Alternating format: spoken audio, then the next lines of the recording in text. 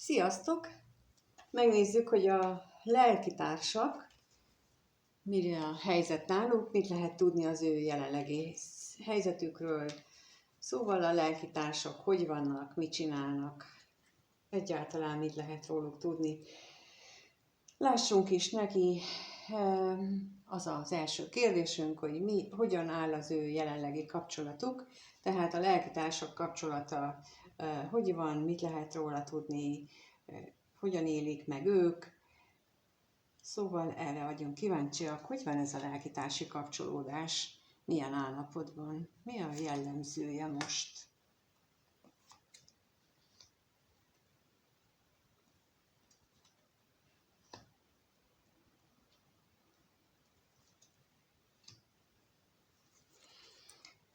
Lehetséges, hogy egyes esetekben a tartósabb elköteleződésnek olyan akadályai vannak, ahol vagy a női fél részéről meglévő, nem függőség is lehet, de egy olyan típusú függőséget érzek, egy olyan hitrendszerhez való túlságosan erős kötődést, hogy én csak így tudok, én csak így tudom elképzelni, csak úgy tudom elképzelni a jövőt, a kapcsolatot. Tehát amikor olyan nagyon szilárdan ragaszkodik bizonyos dolgokhoz, és lehetséges, hogy ez van itt akadályként. Minden esetre nagyon sok akadály lehet annak az útjában, hogy ebből a te lelkitársi kapcsolatból egy elkötelezett tartós kapcsolat legyen. Vagy lehetséges egy olyan verzió is, hogy ennek a lelkitársi kapcsolatnak az útjában egy másik párkapcsolat van útban, vagy több. A lényeg az, hogy egy már meglévő párkapcsolat van útjában annak, hogy ez a két személy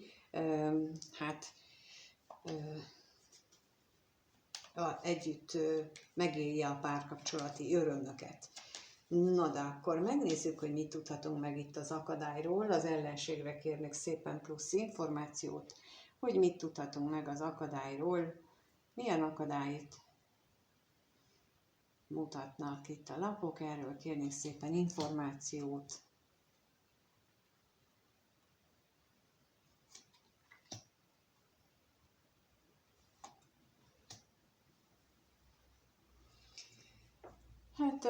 Elképzelhető, hogy anyagi és mentalitásbeli különbségek is vannak a két fél között. Legalábbis az egyik úgy érzi, hogy ezek nagyon lényeges különbségek, nagyon lényeges szempontok,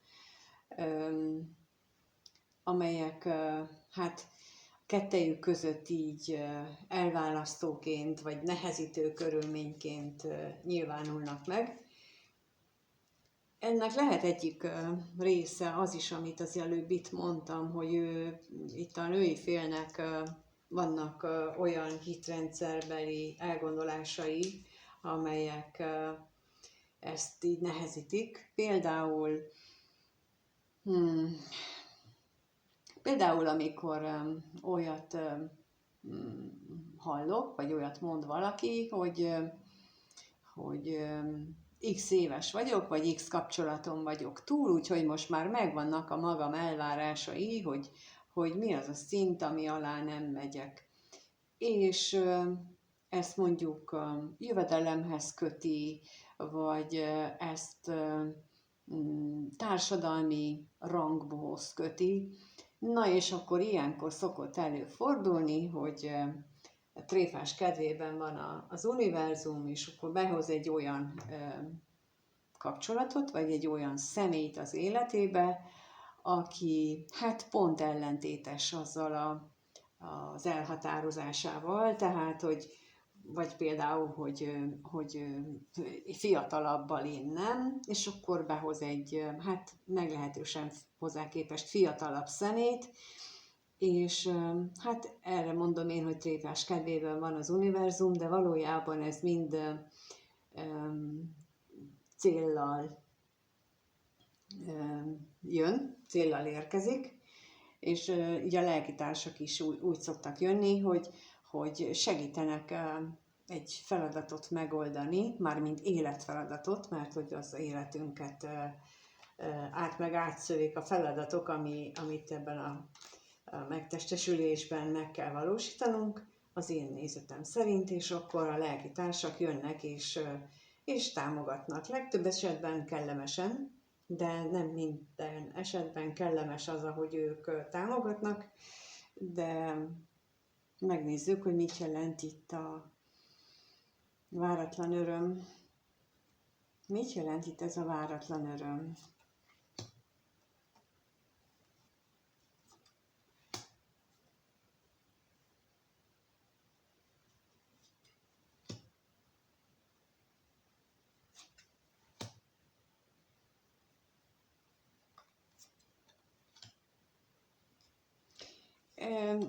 Mintha az előbbi gondolatmenetemet akarnák így nyomatékosítani, vagy helyeselni. Valahogy ezt érzem ezekből a lapokból, hogy váratlanul olyan szituációk jönnek, vagy alakulnak, ahol hát szembe kerül a remény a kiábrándító valósággal, a félelmekkel, és ez szembe kerül azzal, hogy mi a vágy, a szenvedély, az, ami megjelenik, tehát, hogy ezek itt mind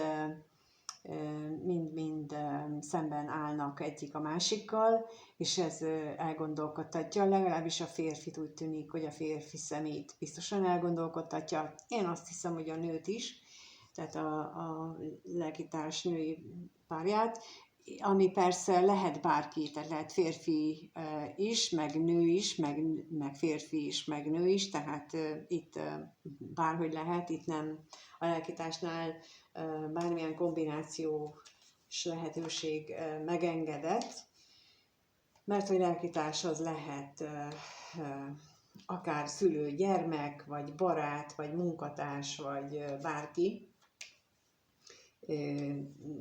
nem csak ilyen romantikus párkapcsolat, de ha romantikus párkapcsolat, akkor is bárki lehet, és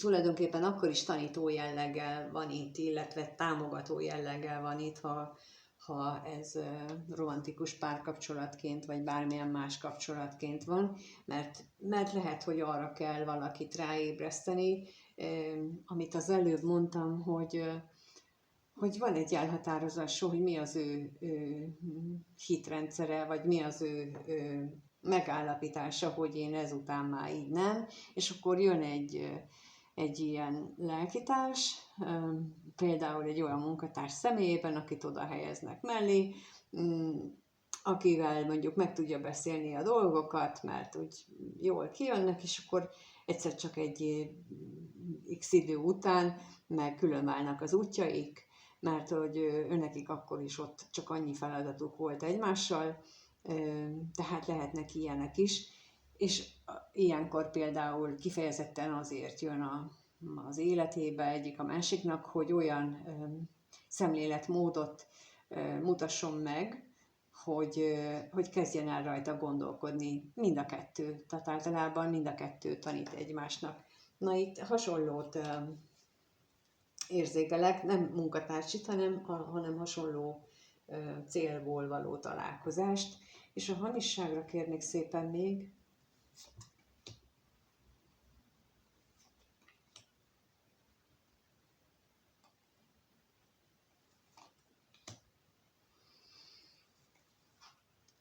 Hát lehetséges, hogy ez a tanítás, megmutatom a másiknak, hogy miről is szól az élet, ez arra is vonatkozik, hogy megmutatom, hogy az érzelmek azok valójában nem csak a felszínes érzésekről szól, hanem valódi mélységekről is. És nagyon gyakran előfordul, hogy vagy én gyakran találkozok olyan személyekkel, akik úgy gondolják, hogy életükben megtapasztalták a szerelem érzését, és meg vannak erről győződve, egészen addig, ameddig nem találkoznak egy olyan személlyel, aki teljesen más hozzáállással van, és aki teljesen másképp éli meg az egész életet, és akkor ő már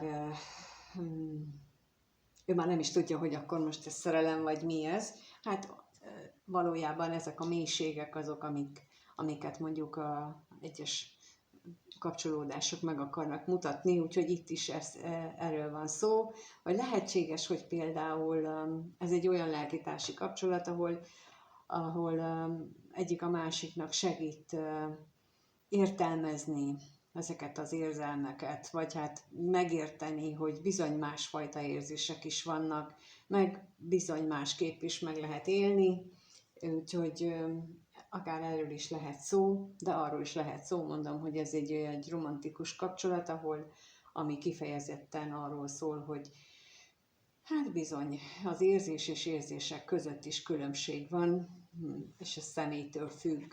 Nos, akkor megnézzük, hogy egyébként hogyan gondolkodnak egymásról a felek, hogyan gondolkodik egymásról ez a két személy. Kettőt kérnék szépen, hogy a férfi hogyan gondol a nőre, és akkor, mint mondtam, mindenki úgy helyettesítse be a személyeket, ahogy neki jó, mert itt most bárkiről lehet szó. Tehát a férfi hogyan gondol a nőre, kettőt kérek rá, hogyan gondol a férfi a nőre, és a nő hogyan gondol a férfira.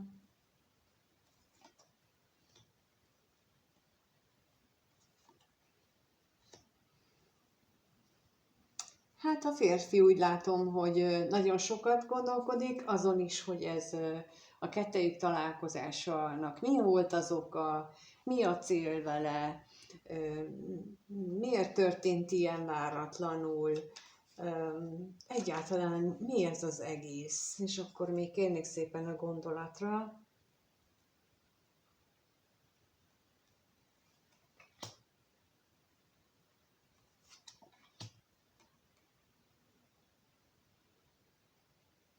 És a váratlan örömre is kérek.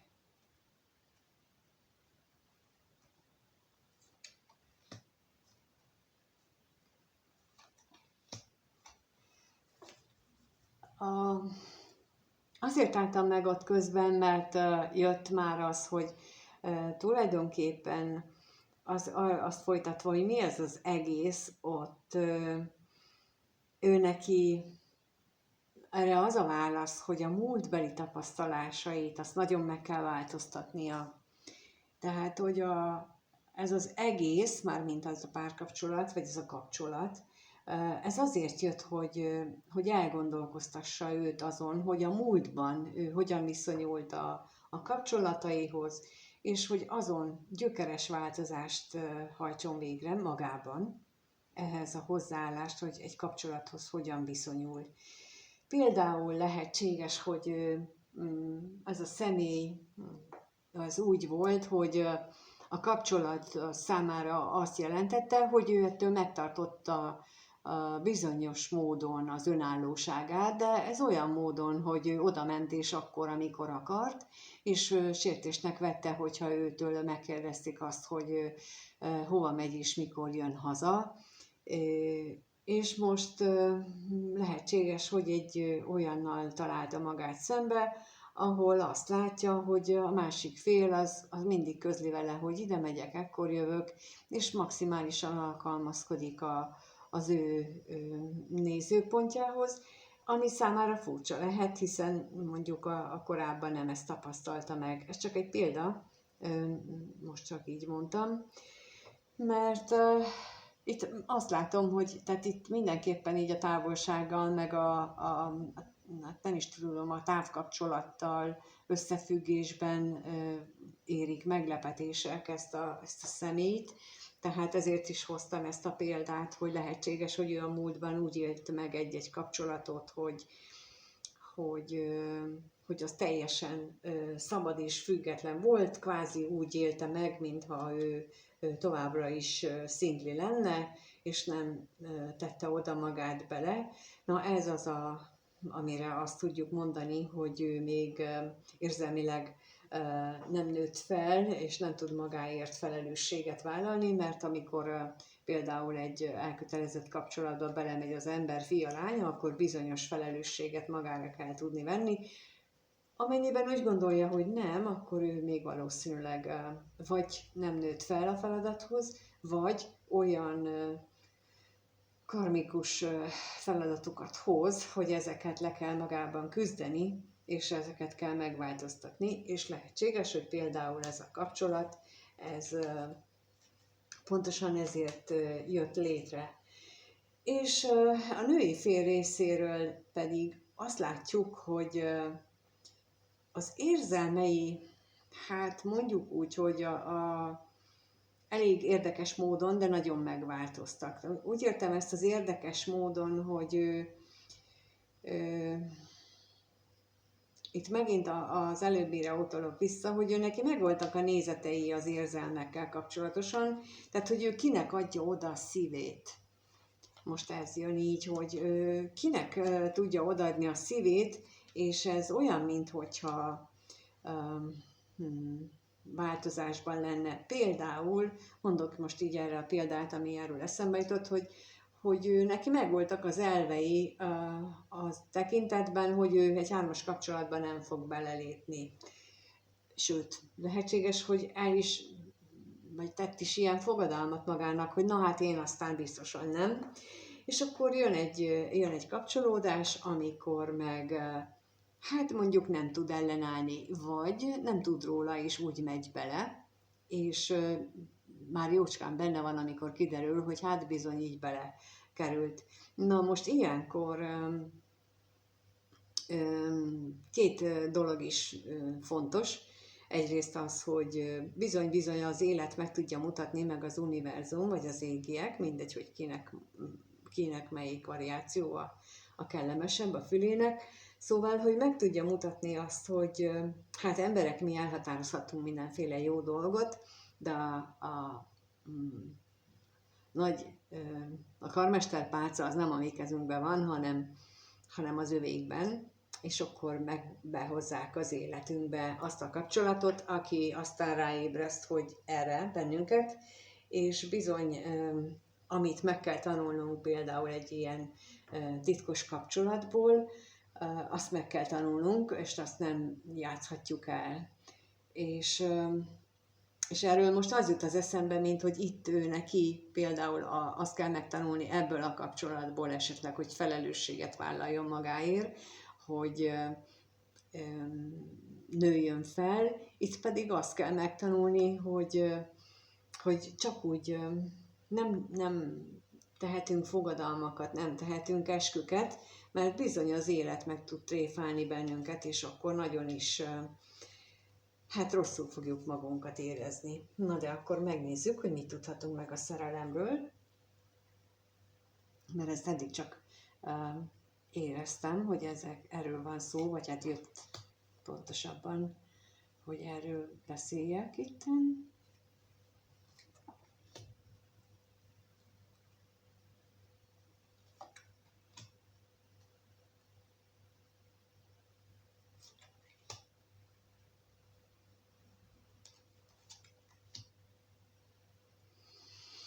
Hát én most azt gondolom, hogy megint így megerősítették, hogy amiről beszéltem, arról kellett beszéljek. Tehát, hogy olyan mértékű szenvedély és vágy uralkodott el a női félen, hogy már nem számított semmi, nem törődött semmilyen következménnyel, amikor belement ebbe a kapcsolatba, illetve az érzéseinek engedett, és itt a tolvajra pedig kijött a vágy és a lelkész, tehát hogy teljes belsejéből, teljes önvalójából vágyott arra, hogy megtörténjen, vagyis hát ez az érzelem benne kialakuljon, és nem foglalkozott például azzal, hogy mit akart ő valójában maga mögött hagyni.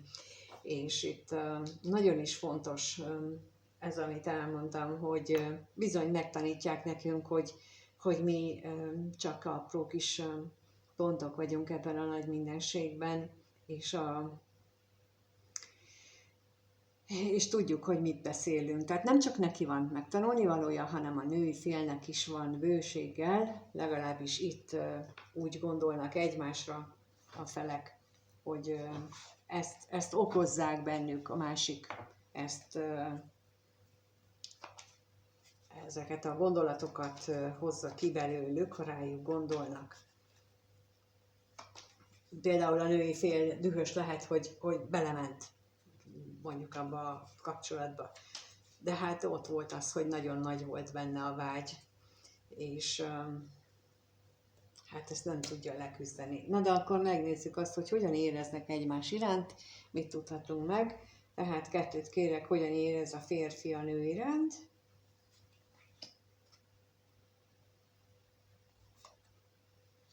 És a nő a férfi iránt.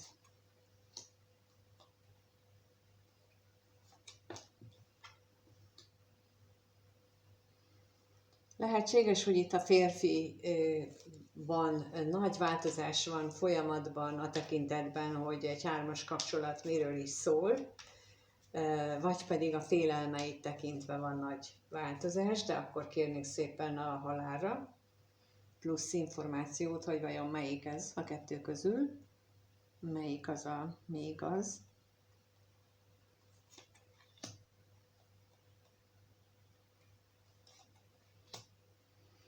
És a féltékenységre is kérek.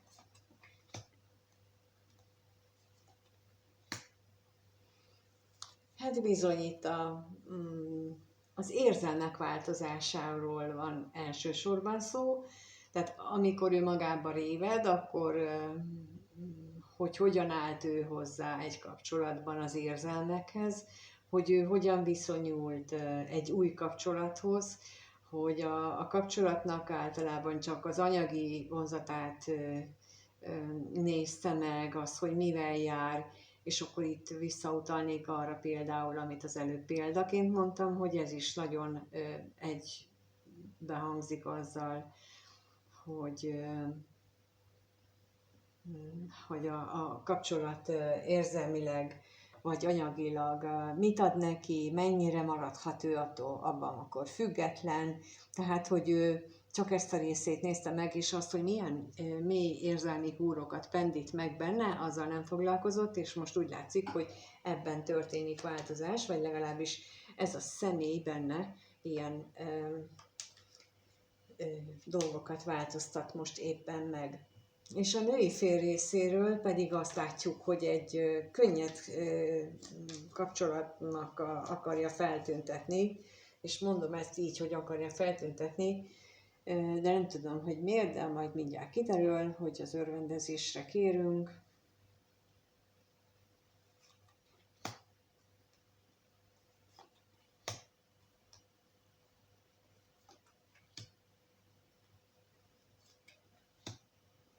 És a házasságra is kérek.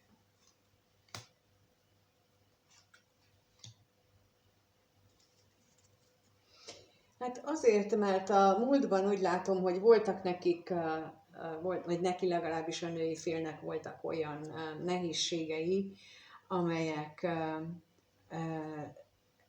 ez a kapcsolat emlékezteti, és nem szeretné, és nem kellemes emlékeket idéz fel, és úgy látom, hogy ott nagyon sok szempontból pórul járt, nagyon sok mindent nem úgy kapott meg, és azért van az, hogy itt pedig esetleg igyekszik elhitetni magával azokat a dolgokat, amiket ő most megél. Tehát ez most, vagy legalábbis az érzéseiben ezt érzi, és vagy pedig, mint az előtt mondtam, azzal ellentétesen igyekszik lehűteni a korábbi tapasztalataival ezeket a benne lévő érzéseket, mert mint ahogy az elején kijött, hogy neki megvolt a maga kis fogadalma, és most itt megint ezek jönnek elő, hogy egy korábbi kapcsolataiban hogy járt ő pórul, és akkor ő milyen fogadalmakat tett, és ennek ellenére most ilyen nagyon is kellemes kis felszínes kis kapcsolatnak éli meg ezt a fajt, vagy ezt a kapcsolatot, de újra és újra lerángatja magát a földre, hogy de hát emlékezz, ne felejtsd el, hogy itt mögötte milyen titkok lehetnek, hogy itt milyen nehézségek vannak, és hogy ettől, hogy pórul tudsz járni. Szóval úgy látom, hogy ez a női fél, ez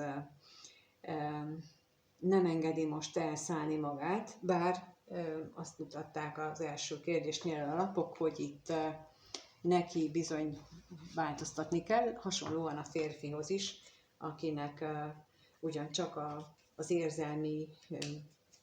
érzelmek kimutatása, megélése és kimutatása terén neki is van feladata.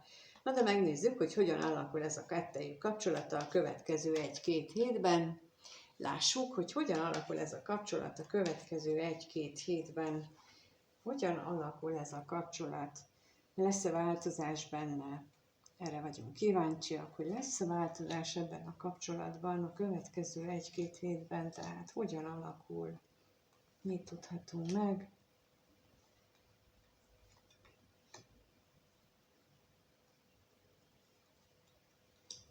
Bizony úgy tűnik, hogy néhány dolog változik.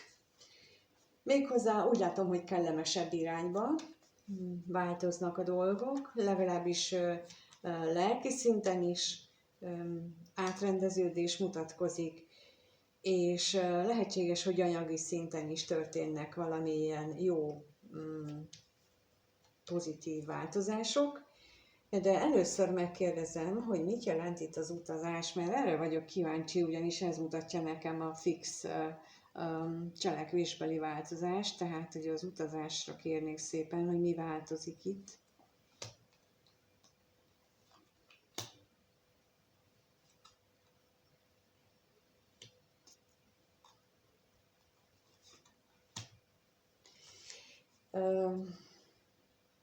A hozzáállásuk, az biztos, mind a kettejüknek a hozzáállásukban a szerencsésebb irányba változnak a gondolataik, tehát az egész kapcsolathoz, nem csak ehhez, úgy általában véve egy kapcsolódáshoz a hozzáállásuk, és ez a változás, ez ráadásul nem csak egy ilyen fellángolásszerű változás, hanem úgy tűnik, hogy egy megalapozott változást mutatnak.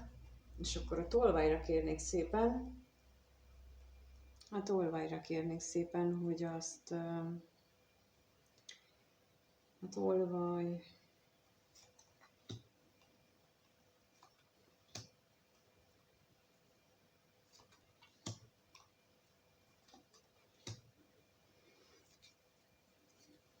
lehetséges, hogy a változásokkal szemben némi félelem van mindkettejükben. Félnek attól, hogy ez mennyire lehet majd ilyen kellemesen átélni, vagy átváltoztatni, vagy megélni ezt a változásokat, és mennyire lesznek ellentétesek azzal, amit ők korábban mondtak, vagy gondoltak, de hát meglátjuk, és akkor még a veszteségre is kérnék ezt.